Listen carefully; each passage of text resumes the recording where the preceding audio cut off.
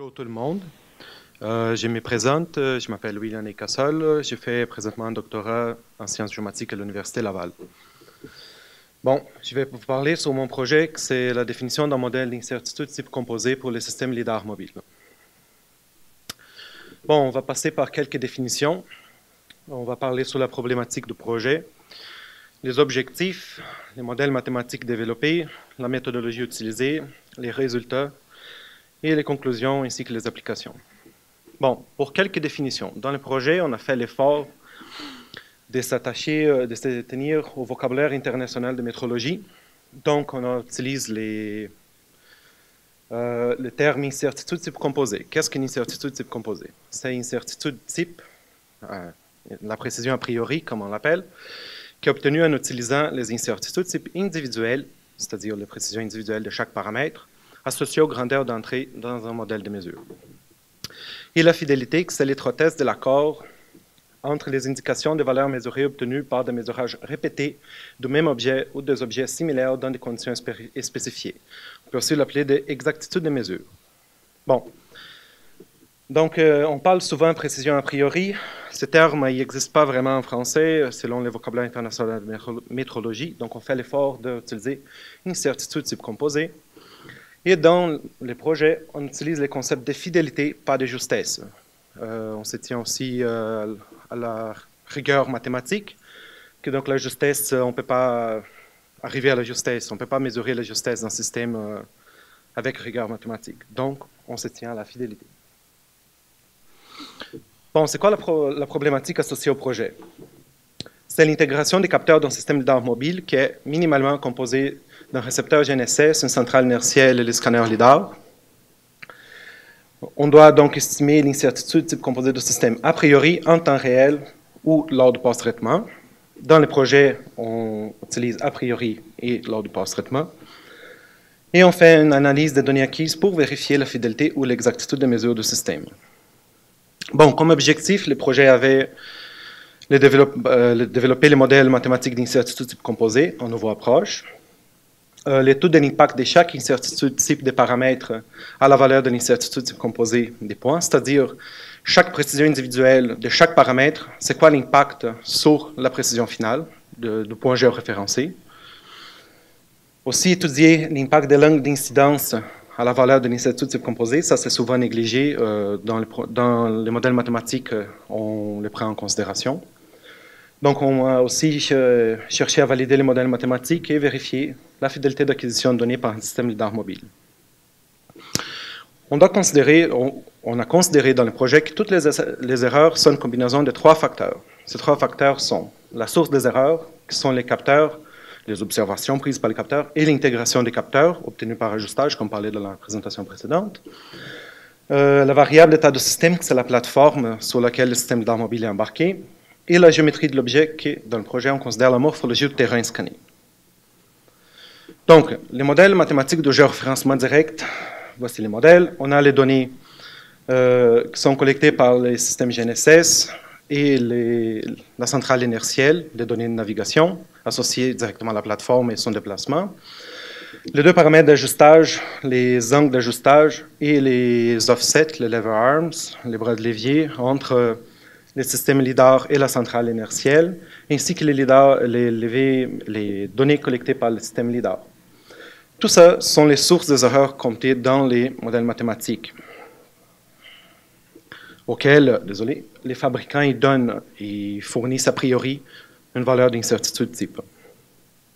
La variable d'état de système, on a les vitesses linéaires et angulaires associées à la plateforme et au déplacement, donc on peut embarquer le système LIDAR mobile sur différentes plateformes. Dans le projet, on a essayé de se tenir plus avec des systèmes embarqués sur des navires, sur des véhicules routiers et des drones.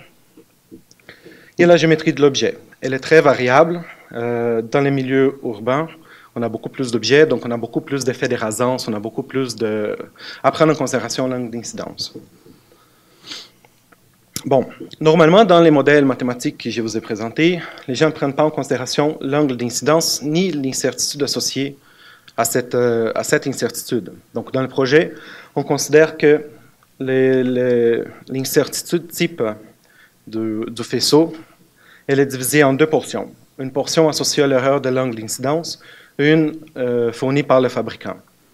L'erreur associée à l'angle d'incidence, elle est une erreur géométrique qui provient de toutes les autres incertitudes associées aux autres paramètres du système. Donc, lorsqu'on considère ça, on doit ajuster notre modèle de géoréférencement direct qui est pour les calculs de l'incertitude type composé. On a une nouvelle matrice de variance-covariance. Normalement, nous avons la matrice de variance-covariance Pn, An, Rn. Dans le cas du projet, nous avons une matrice Sn, qui c'est la matrice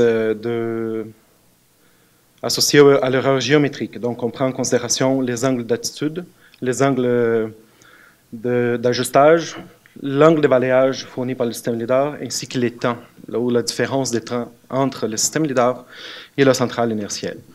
Pour le faire, on utilise la loi de propagation de variance-covariance, qu'on considère une matrice de variance-covariance fournie par le fabricant des paramètres, pas de paramètres fournis par le fabricant plutôt, et une matrice de dérivée partielle par rapport au modèle mathématique. Donc, c'est quoi l'incertitude due à la portée ou à l'angle de la portée due à l'angle d'incidence? Ici, on peut bien la représenter. Quand nous sommes plus perpendiculaires, avec un faisceau plus perpendiculaire à cette surface, nous avons une incertitude beaucoup avec une valeur plus faible. Donc, on a plus de confiance dans les données qui sont acquises par le système. Donc, ici, par exemple, le bâtiment de la pyramide à Québec, c'est à côté de l'université, j'ai le pris comme exemple. Lorsqu'on fait enlever avec un drone, nous avons tout le système acquis dans cette région perpendiculaire ou proche de la perpendicularité. Lorsqu'on va acquérir des données avec une voiture, avec le système embarqué sur une voiture, on a des données avec une moyenne qualité. On a plus de problèmes puisque notre faisceau il est beaucoup plus rasant à la surface. Et quand on va acquérir les données, comme dans le cas de notre projet avec un petit chariot de laboratoire, on tombe sur une singularité. C'est-à-dire que notre faisceau, il ne va jamais lever rien. Donc, l'incertitude qu'elle va calculer, parce qu'ils sont parallèles, j'ai une incertitude à l'infini. Donc, ça, c'est pas trop... on ne veut pas ça dans nos levées. Donc, on doit effectuer une analyse sur la surface qu'on va lever, associée à chacune des plateformes. Dans le projet, pour vérifier le modèle mathématique, on a utilisé le système LIDAR mobile MX2 de Trimble, avec les valeurs d'ajustage obtenues par Michael Landry à l'Université Laval. Et les incertitudes du fabricant. On a une incertitude due à la portée, que c'est la portion donnée par le fabricant des 1 cm, avec une portée maximale de 250 mètres, une fréquence de balayage de 20 rotations par seconde, 36 000 points collectés par seconde. En ce qui concerne nos systèmes de navigation, on a une incertitude de X, Y de 2 cm en Z de 5 cm, et les incertitudes des angles de navigation de 1 minute pour roulis tangage et 3 minutes pour les lacets. Donc, l'acquisition de données pour vérifier les modèles, on a utilisé les 2 tours qui sont au campus de l'Université Laval, entre les pavillons Félix-Antoine Savard et Sciences de l'éducation. Pourquoi? Parce que dans ce site, on a des faisceaux perpendiculaires et des faisceaux rasants. Donc, on peut faire l'évaluation du modèle mathématique développé et les valider ou pas avec ce site de levé. Pour ce faire, on a fait 3 collectes de données, les jeux A, B et C. Dans les jeux A, on a une position intermédiaire, n'est pas trop éloignée, n'est pas trop proche, avec l'effet des rasances moyens aussi. Dans les jeux B, on a l'équipement très proche du bâtiment avec un très grand angle d'incidence. Donc, l'effet des rasances est supposé être bien vu dans ces conditions. Dans le jeu C, on est très éloigné du bâtiment avec une petite rasance. Donc, voici un autre aperçu du levé et l'emplacement du système LIDAR entre les 2 tours. Ici, c'est la condition des rasances. Donc là, nous sommes très proches du bâtiment. Le bâtiment est à environ 50 mètres d'auteur. Nous sommes à 10 mètres du bâtiment. Nous sommes très, très rasants. On utilise des zéros à environ 75 degrés, 76. Et on a utilisé aussi une fréquence de collecte de données de 5 rotations par seconde. Pourquoi? Parce que, comme on a utilisé un petit chariot, si on mettait à 20 rotations par seconde, il vibre trop. Donc, on n'a pas on n'a aucune précision associée. L'incertitude serait trop grande. Donc, ça, ce sont les données collectées. Ici, on voit 2 lignes des scans, la position A et la position B ici. La position A, c'est en rouge. c'est en jaune, désolé, la position B et C, c'est en rouge. Ici, c'est le nombre des points. On a fait une extraction avec le logiciel Trident. Dans le jeu A, on a entre 2000 et 3000 points dans les 12 points sélectionnés. Dans le jeu B et C, on a environ 700 ou 800 points. Pourquoi? Parce qu'il y a manqué de batterie dans le système. Donc, on n'a pas réussi à acquérir plus que 700 points. Cela est un problème parce qu'on a quand même une bonne quantité de données. Les statistiques ne sont pas affectées par le nombre de données, vu que c'est élevé. Donc, pour présenter les résultats, comment est-ce qu'on fait? Pour valider les modèles, pour présenter les résultats. On calcule un ellipsoïde d'incertitude, c'est l'incertitude a priori, l'incertitude type composée, la pression a priori qu'on calcule avec les modèles développés. Et toutes les observations, ou 95%, 99%, 68%, c'est là à choisir, des observations acquises doivent appartenir à l'ellipsoïde d'erreur. Donc, on a l'incertitude type composée, un point moyen, et l'écart type de la moyenne par rapport à ces points moyens, de chaque position. Donc, par rapport au jeu A, dans les faisceaux, ici on voit un extrait de faisceau rasant et de faisceau perpendiculaire. On voit que l'incertitude type composée des faisceaux perpendiculaires, elle est dans l'ordre d'un vecteur total d'erreur de 20 cm, et l'écart type de la moyenne ne dépasse que 5 cm. Donc, c'est-à-dire que c'est validé pour cette position. Les faisceaux perpendiculaires, on voit que les conditions et les incertitudes sont beaucoup plus faibles que dans la condition rasante. Dans les jeux B, c'est très rasant à la surface et très proche. On voit que dans les faisceaux rasants à la surface, on a un vecteur d'erreur d'environ 20 ou 22 cm et que l'écart type de la moyenne ne dépasse pas 2 cm. Cela était vraiment étonnant. On s'attendait à quelque chose de vraiment plus grand, mais bon, c'est ça. Après, ensuite, dans le jeu C, c'est vraiment éloigné et pas très rasant, on a un vecteur d'erreur encore plus grand, d'environ 25 cm pour l'incertitude type composée, c'est-à-dire ce que les modèles calculent. Et l'écart type de la moyenne ne dépasse pas 2 cm dans le vecteur total non plus. Les mêmes conditions à peu près pour les faisceaux perpendiculaires dans une plus petite échelle. Bon, donc on a procédé à des tests statistiques sur la variance, des tests qui carré ou qui 2. Cela, il a validé les modèles. Un effet qu'on a vu, c'est que les précisions données par les fabricants sont supérieures aux écarts types qu'on a trouvés.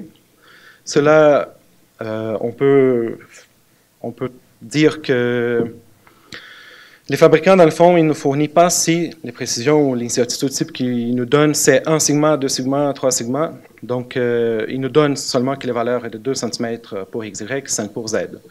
On a trouvé que dans les points que j'ai référencés, on avait un écart type de la moyenne de 1 cm.